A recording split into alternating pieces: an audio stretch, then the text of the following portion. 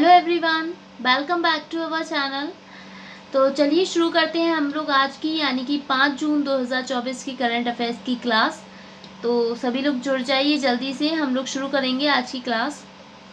चलिए तो आ जाइए पहले क्वेश्चन पर।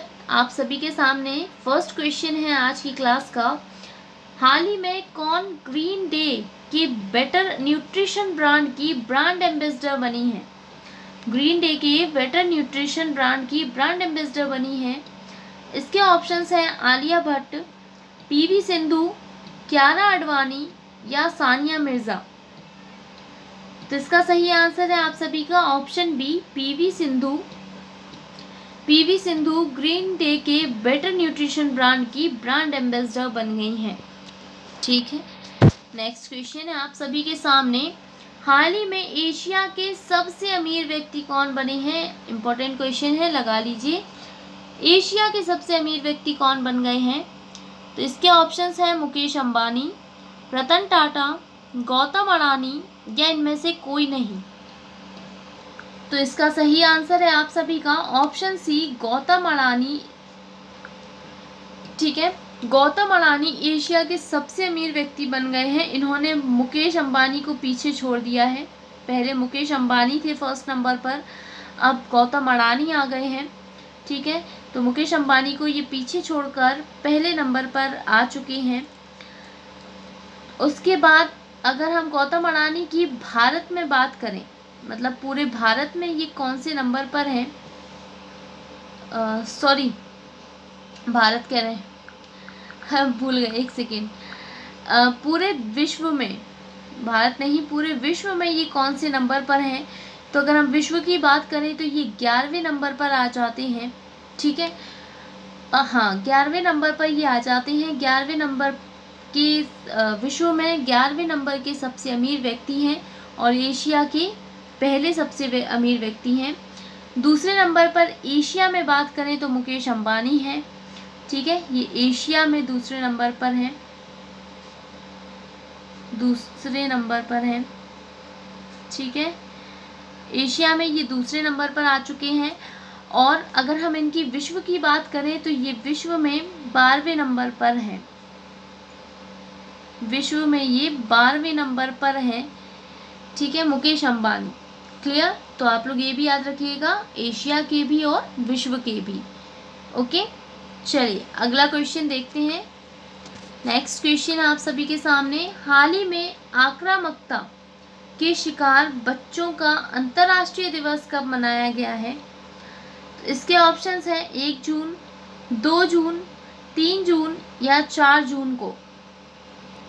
तो इसका सही आंसर है ऑप्शन डी, 4 जून को। ठीक है, 4 जून को मनाया गया है आक्रामकता के शिकार बच्चों का अंतर्राष्ट्रीय दिवस। नेक्स्ट क्वेश्चन है। हाल ही में किस देश ने चंद्रमा के सुदूर भाग पर दूसरी बार लैंडिंग की है? इसके ऑप्शंस हैं जापान, चीन, भारत या अमेरिका। तो इसका सही आंसर होगा ऑप्शन बी, चीन। ठीक है, चीन ने चंद्रमा के सुदूर भाग पर दूसरी बार सफल लैंडिंग कर ली है। बहुत बड़ी बात है। ठीक है, चलिए अगला क्वेश्चन देखें क्या। आ जाइए नेक्स्ट क्वेश्चन पर। हाल ही में कितने देशों ने जीरो ड्रेविस चार्टर पर हस्ताक्षर किए हैं?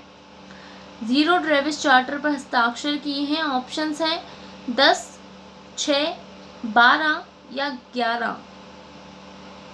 तो इसका सही आंसर है ऑप्शन सी, 12 देशों ने जीरो ड्रेविस चार्टर पर हस्ताक्षर किए हैं। ठीक है, अगला क्वेश्चन है। हाल ही में किस बैंक का बाजार पूंजीकरण 8 लाख करोड़ के पार पहुंचा है? किस बैंक का बाजार पूंजीकरण 8 लाख करोड़ के पार पहुंच चुका है? इसके ऑप्शंस हैं SBI bank, HDFC bank, ICICI bank या इनमें से कोई नहीं। तो इसका सही आंसर है आप सभी का option A, SBI bank is right answer. SBI bank का जो बाजार पूंजीकरण है वो 8 लाख करोड़ के पार पहुंच चुका है। ठीक है, ये 7वीं भारतीय कंपनी बन चुकी है ऐसी, 7th इंडियन कंपनी आप लिख लीजिए, ये 7वीं भारतीय कंपनी बन चुकी है जिसका बाजार पूंजीकरण 8 लाख करोड़ के पार पहुंचा है। ठीक है, अच्छा चलिए उन 7 कंपनियों के नाम हम लोग पढ़ लें क्या? चलिए पढ़ लेते हैं। तो सबसे पहले नंबर पर है आपकी Reliance industries, Reliance industries.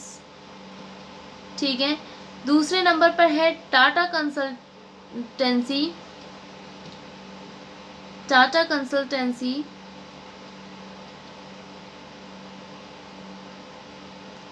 Tata consultancy.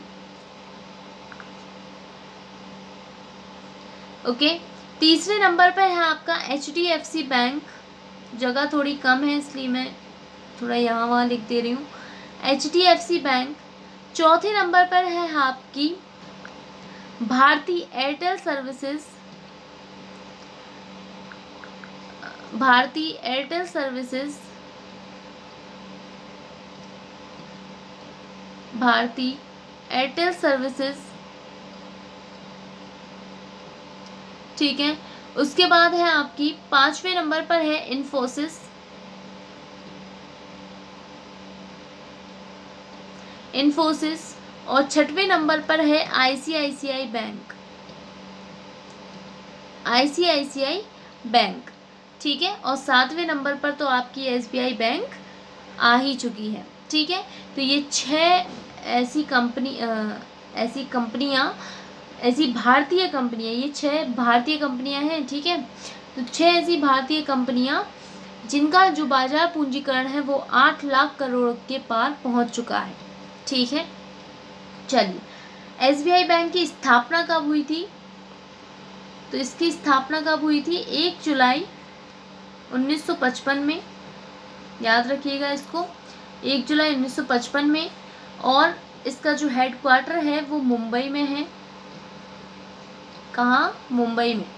ठीक है, तो ये सब तो वैसे तो आपको रट ही गया होगा, हम लोग हर क्वेश्चन में इनको रिवाइज करते रहते हैं। चलिए, तो अब आप लोगों को आई होप समझ में आ गया होगा। नेक्स्ट क्वेश्चन पर चलते हैं।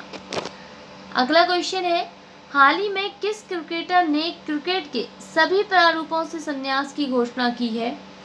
इसके ऑप्शंस हैं विराट कोहली, रोहित शर्मा, केदार जाधव या रविंद्र जडेजा। इसका सही आंसर होगा ऑप्शन सी, केदार जाधव ने क्रिकेट के सभी प्रारूपों से संन्यास की घोषणा कर दी है।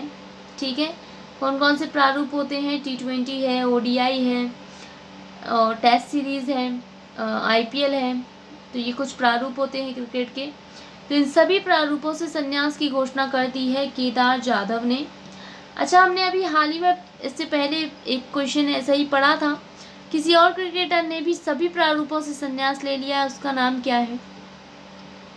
तो अगर आप लोगों को पता है तो मुझे कमेंट करके बताइए कि आप लोगों को याद है या नहीं कि वो कौन से क्रिकेटर हैं जिन्होंने, केदार जाधव तो हो ही गए, जिन्होंने अभी सभी क्रिकेट के सभी प्रारूपों से संन्यास लिया है। ठीक है, एक और क्रिकेटर है ना जिन्होंने लिया है, तो आप लोग कमेंट करके बताइएगा इसका आंसर कि कौन से क्रिकेटर हैं वो। ठीक है, चलिए अगला क्वेश्चन देखते हैं। इसके अगला क्वेश्चन है, हाल में भारत की GDP वृद्धि दर कितने प्रतिशत रहने का अनुमान लगाया है? इसके ऑप्शंस हैं 7.2%, 4.9%, 5.7% या 6.9%। इसका सही आंसर है आप सभी का option D, 6.9% is the right answer. ठीक है, भारत की GDP वृद्धि दर 6.9% रहने का अनुमान लगाया गया है। ठीक है, ये GDP क्या होती है? ग्रॉस डोमेस्टिक प्रोडक्ट, ये हमने आपको बताया है, gross domestic product, gross domestic product यानी कि सकल घरेलू उत्पाद, सकल घरेलू उत्पाद। ठीक है, चलिए नेक्स्ट क्वेश्चन है, हाल ही में किस देश के न्यायालय ने गोल्डन राइस के व्यावसायिक उत्पादन पर रोक लगा दी है? इसके ऑप्शंस हैं ऑस्ट्रेलिया, अल्जीरिया, फिलीपींस या बेल्जियम। तो इसका सही आंसर होगा option C, Philippines is right answer. Philippines ने जो फिलीपींस का न्यायालय है उसने गोल्डन राइस के व्यावसायिक उत्पादन पर रोक लगा दी है।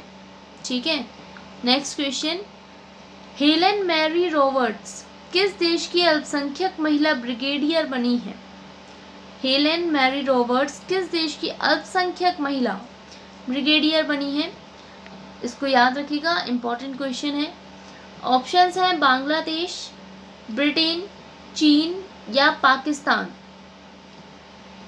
इसका सही आंसर होगा ऑप्शन डी,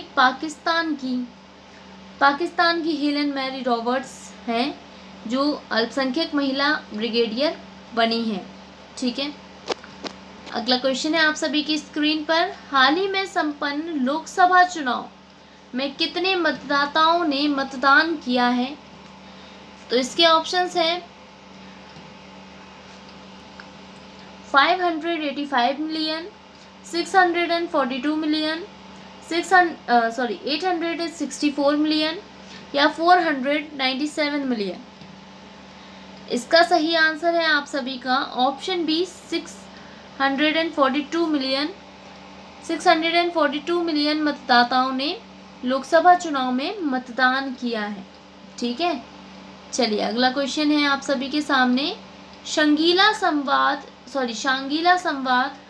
2024 कहाँ संपन्न हुआ है? इसके ऑप्शंस हैं कनाडा, आयरलैंड, सिंगापुर या इनमें से कोई नहीं। तो इसका सही आंसर है option C, Singapore is the right answer. ये शांगिला संवाद सिंगापुर में संपन्न हुआ है। ठीक है, अच्छा, इस संवाद का ये कौन सा संस्करण था? तो ये 21वां संस्करण था, याद रखिएगा। ठीक है, शांगिला संवाद का ये 21वां संस्करण था। चलिए नेक्स्ट क्वेश्चन है, हाल ही में किसने न्यूयॉर्क इंडिया फिल्म फेस्टिवल में सर्वश्रेष्ठ अभिनेत्री का पुरस्कार जीता है? न्यूयॉर्क इंडिया फिल्म फेस्टिवल में सर्वश्रेष्ठ अभिनेत्री का पुरस्कार किसने जीता है? इसके ऑप्शंस हैं सान्या मल्होत्रा, आलिया भट्ट, कंगना रनौत या कैटरीना कैफ। इसका सही आंसर है option A, Sanya Malhotra is right answer. Sanya Malhotra New York India film festival में सर्वश्रेष्ठ अभिनेत्री का पुरस्कार जीत चुकी हैं। अगला क्वेश्चन आप सभी की स्क्रीन पर नहीं है ओके, थोड़ा बहुत मजाक होते रहना चाहिए ना, बट हुआ तो क्लास के एंड में है, कोई बात नहीं। तो चलिए अब आपके क्वेश्चंस होते हैं यहाँ पर समाप्त। अब हम मिलेंगे नेक्स्ट वीडियो में अगले दिन के करंट अफेयर्स के साथ, तो सभी लोग तैयार रहिएगा नेक्स्ट वीडियो के लिए। ओके, हम लोग मिलेंगे नेक्स्ट क्लास में। सबसे पहले तो जो भी चैनल पर नए हैं, जिन्होंने अभी तक चैनल को सब्सक्राइब नहीं किया है, चैनल को जल्दी से सब्सक्राइब कर लीजिए ताकि आपको डेली करंट अफेयर्स की वीडियोस मिलती रहें। और करंट पब्लिकेशन बुक की क्लासेस तो हमारे चैनल पर डेली चल ही रही हैं आप सभी के लिए, तो आप लोग वो भी जाकर देख लीजिए, प्लेलिस्ट बनी हुई है, सब कुछ उसमें है, आप लोग जाकर देख लीजिएगा जिसने भी नहीं देखी हैं। खासकर जो एसएससी एग्ज़ाम्स की प्रिपरेशन कर रहे हैं वो लोग जाकर ज़रूर देख लीजिएगा। सभी एग्ज़ाम्स के लिए वैसे वो बहुत इम्पोर्टेंट है, क्योंकि जीएस तो सब में एक सी ही आती है लगभग। ठीक है, तो अब हम मिलेंगे नेक्स्ट वीडियो में। जब तक के लिए आप लोग अपना ख्याल रखते रहिएगा और अच्छी से पढ़ाई ज़रूर करते रहिए। ठीक है, बहुत सारी वैकेंसी आ रही हैं, बहुत सारी जॉब्स हैं, अच्छे से तैयारी कीजिए ताकि आप लोगों को जॉब्स मिल जाएं जल्द से जल्द। ठीक है, तो आई होप आप लोगों का सपना जल्द से जल्द पूरा हो। तो चलिए, thank you and all the best.